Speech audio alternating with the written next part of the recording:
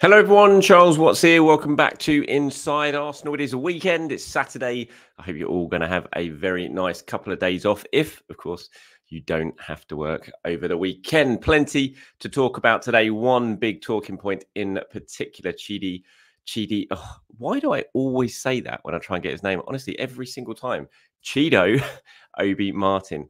And a very, very imminent exit, it seems, potentially to Manchester United. And lots of you have been getting in touch talking about that and asking and putting in your sort of opinions and comments and that. So we're going to talk about that at the start of the show as well. Then we'll go through a little bit of a roundup, Calafiori, Smith Rowe, and that sort of a thing. But just forgive me one more time. I think I'll do this. You'll have to put up with it one more time. But the book is now out, the new updated paperback release of my book, Revolution, The Rise of Arteta's Arsenal. Thank you so much to everyone who bought it. I saw it was trending at #1 in the Arsenal books on Amazon over the last few days. So really do appreciate all of you guys who are taking the time to grab this perfect holiday reading, even if I do say so myself. So if you are heading abroad and you're going to be sitting by the swimming pool and you fancy something Arsenal related to read, then you can, grab that in the description below. You'll find the link to it. And if you fancy it, then click that link. And thank you very much. I'd appreciate it if you do. Right now, let's get going, shall we? Chdio Obi Martin, Manchester United. I have to admit, when I first saw this news yesterday, saw United linked, my immediate response was, "Oh, surely not. That can't be right." I remember myself and Team News and Tips were talking about it on our show yesterday. It was like we'd just started recording just as it started to filter out the first sort of tweet from Academy Scoop, I think it was, who was first on the news. And then they deleted the tweet. And, I wonder why they've done that. And so we weren't quite sure, but it is true. And I can confirm that 100%. I'm sure you've seen the news already. David Ornstein reported on it last night as well. But it is true. And United aren't the only team in for him. We know Bayern Munich, for example, are very, very keen. Borussia Dortmund as well. And I don't think he was at United last week, Chido. And that doesn't necessarily mean he's going to sign there. But by all accounts, they are pretty confident that they might be able to get a deal done. What is looking very, very likely now is that Chdio is going to be leaving Arsenal. I mean, it's not absolutely done yet, and there could be a last minute change of mind. But all signs now are pointing that Chdio is going to be moving on from Arsenal and could potentially end up in Manchester United. My thoughts, first of all, on that. Actually, no, let me bring up some of what you guys have been saying on it, first of all, before I get into my thoughts. So Aurora Freak says, "Hey, Charles, are you also fine with Obi Martin leaving? Because in my opinion, if Arsenal felt like this was the best offer, and then that's enough. We shouldn't start overpaying for academy players. But there is also the thought in my head, like Hutchinson, where Chelsea paid him a higher salary and were able to sell him and get some good money in." James there says, "Great content as always. Thank you very much. With Chdio, all the reports are that the club made every effort to keep him. If he's going to go to United, then it's purely a financial decision rather than the footballing one. And if at 16 he's more interested in money, then frankly, I don't want Arsenal to keep him. I know it doesn't look great for us losing two promising kids in the same window, and he could go on to absolutely smash it. But equally, who knows how he's going to adjust to playing men's football. If he's showing as a kid that he's a mercenary, then they're welcome to him because the pathway at United is no clearer than at Arsenal. At least moving abroad allows him to sign pro terms." So that's a couple of opinions there. And now also on the other side of things, Pro BLR says, "After David's news tonight regarding Chdio, it is clear that there's something fundamentally wrong with the academy setup. We've seen very few given an opportunity in the first team, and ultimately they decide to move on. It's time the youth are given a chance." And then Jelly Belly, which just reminds me of neighbours from people my age. It's what Lou Carpenter used to call Harold Bishop. Says, "Thoughts on Obi Martin potentially going to Man United of all clubs? All clubs lose some academy players, but Arsenal have a massive problem. Clubs like Chelsea and City wouldn't be losing a talent like this. Those clubs also leverage their academy talent by selling those that wouldn't make it in the first teams, but Arsenal consistently lose their players for nothing." Thoughts? So very different in sort of opinions there on Chdio Obi Martin. Now, my thoughts on this are, look, as far as from an Arsenal point of view, they feel very, very comfortable that they have done all that they can to keep Obi Martin. They think they've given him a really fair offer. that is, financially very good for a player of his age and, lack of experience. He's 16 years old.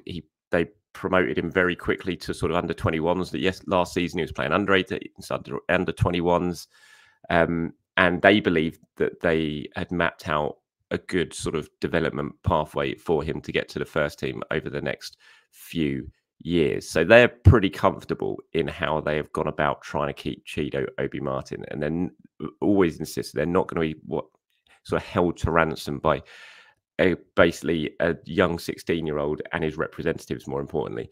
That he is 16. He's a talented player, no doubt about it. You don't score the amount of goals he scored last season if he's not a talented player. But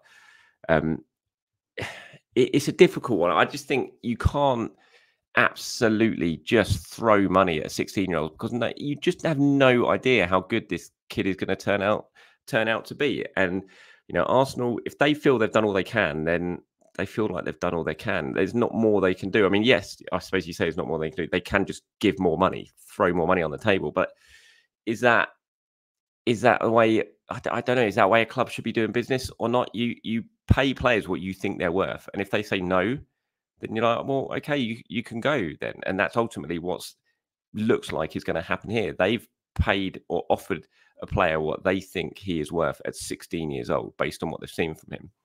If he wants to go somewhere else, then that's up to him and his representatives. And that looks like what's going to happen. Chdio doesn't have any emotional ties to Arsenal. He's only been here for 2 years. He's not like a kid who's been there since he was 9 and come through the academy, like a Saka or a Smith Rowe, someone like that, who feels really emotionally tied to Arsenal. He doesn't. He's come over 2 years ago to Arsenal. He's literally been at the club for 2 years.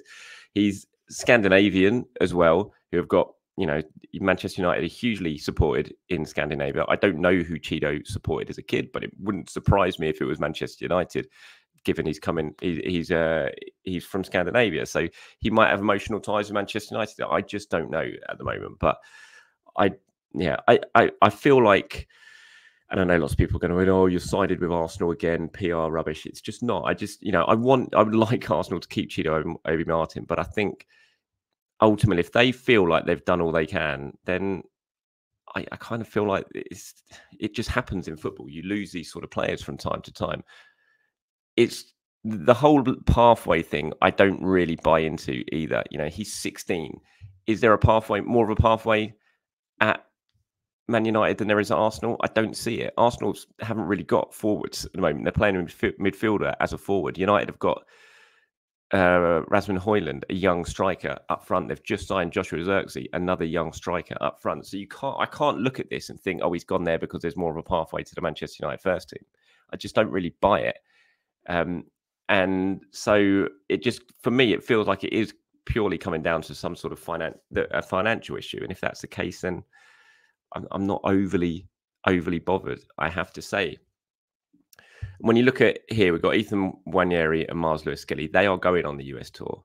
They're going to have a real opportunity to push themselves towards first-team football this season, regular first-team football. Our Arsenal believe they have shown them the pathway and that the pathway is there and it's down to them to take it now. I think as a young footballer, you can't just look 2-3 years down the line and say, I want to make sure there's a pathway for me. You have to force your way onto that pathway as well. You can't just be handed things. And I think what we've seen from Lewis-Skelly and Nwaneri, they've shown that they're ready to fight to make it on the pathway to the first team. And they've got a really good opportunity now. In the US tour, they're going to get minutes and they're going to be really able to, push themselves to the shop window in terms of what Mikel Arteta is looking at. And I hope they do it. And for everyone said Arsenal are losing their best players, they absolutely rate these two very, very highly. And these two have both stayed as well. So, yeah, I'm not crushed this morning. When I had the news confirmed last night about what was going on, my immediate thought as a fan here, not as a journalist, I wasn't crushed by the prospect of losing Obi Martin. I would have preferred him to stay, but I wasn't crushed by it. So we'll have to see how it all pans out. Let me know your thoughts on it. I'm sure you will in the comments below. I'm absolutely positive we're going to have very different opinions. Some people believe in, yep, if he wants to go, he can go. And other people are going to be very, very angry at the prospect of losing such a talented young player. But let me know your thoughts on it all in the comments below. Okay, roundup time before we head off for the weekend. Riccardo Calafiori, the Bologna CEO, speaking very briefly yesterday. He was kind of doorstepped with a microphone and a TV camera as he was getting into his car, and he was asked for any sort of updates on Calafiori and Arsenal and the negotiations, and he just said, no, there is no news. He also added that he's not heard from Juventus. There has been talk in Italy that Bologna are now putting him out onto the market again for other clubs. I don't know if that's true or not, but that's what some of the papers are saying in Italy. But we are, about a day away now? Yeah, it's Saturday. We're a day away from Arsenal heading off on the US tour. Does not look like they're going to have any new signings unless a goalkeeper does come in between now and then. Riccardo Calafiori, when these talks started, Arsenal would have hoped to have had him on board by now. They haven't been able to strike a deal, and it looks like he is going to be staying in Italy for the foreseeable future. And when I say that, I mean the next couple of weeks. It still wouldn't at all surprise me if Arsenal end up signing Riccardo Calafiori, but there hasn't been a breakthrough in talks yet. I'm sure the talks, negotiations will continue, but unless Arsenal and Bologna can agree a deal, then the Italian won't be making the move to the Emirates. So we'll see if that happens or not. The Emil Smith Rowe stuff carries on. Obviously, we're waiting for Fulham to come back in for a second bid. We are expecting that to happen very, very soon. Crystal Palace as well, according to Fabrizio Romano, are now preparing a bid, which we kind of knew anyway. It's, there hadn't been a bid yet. I know there had been reports that Palace had bid as well as Fulham. I was always told that wasn't the case. It was just at the interest stage, but we're still waiting for that bid to arrive. I'm sure it will arrive very, very soon. And for Arsenal, it'll be a good thing. As much as I want Emil Smith Rowe to stay, and you'll know that I do, I think from an Arsenal point of view, if you can get more than one club bidding for Emil Smith Rowe, then that can only be a good thing, because it's going to help drive the price up and get them closer to the sort of figure that they want, which potentially could be around the sort of 30-35 million pound mark. Should that sort of offer arrive for Emil Smith Rowe, given his lack of minutes, given the fact it doesn't feel like Arteta really uses him enough, then it would be a very hard bid to turn down, even if it would be, from my point of view, a very, very disappointing one to accept. But we'll see. I mean, he's got a chance to head off on the US tour. I can't see something happening between now and tomorrow. You never know. Obviously, a bid could arrive today that changes that mindset, but it looks like he's going to be heading off on the US tour, so he's going to have an opportunity to play and get some minutes, and again, maybe change Arsenal's thinking about potentially selling him. But Smith Rowe, Nketiah, Nelson, all these players with transfer stories sort of hovering over their heads this summer, all look set to go on the US tour and play for Arsenal. First game on Thursday, not long to wait now till Arsenal are back. I can't wait, I have to say. Just from the Euros ending to this little period now, when it's just purely sort of transfers only, and you can feel and see the atmosphere almost certainly on social media beginning to change, because all the focus is purely on transfers or lack of transfers rather than actual football. It's going to be nice for the football to start up again on Thursday. Arsenal versus Bournemouth over in LA, 1 o'clock UK time, I believe. That kicks off. Right, that's it from me, everyone. Thank you very much for your time. Do have a very good start to your weekend. I'll be back tomorrow to do it all over again. Anything you want me to discuss in the show, you know what to do. Get down into the comments, leave your question, your opinion, your comment. I'll pull some of them together and get them included in tomorrow's show. Till then, have a good day. Bye-bye.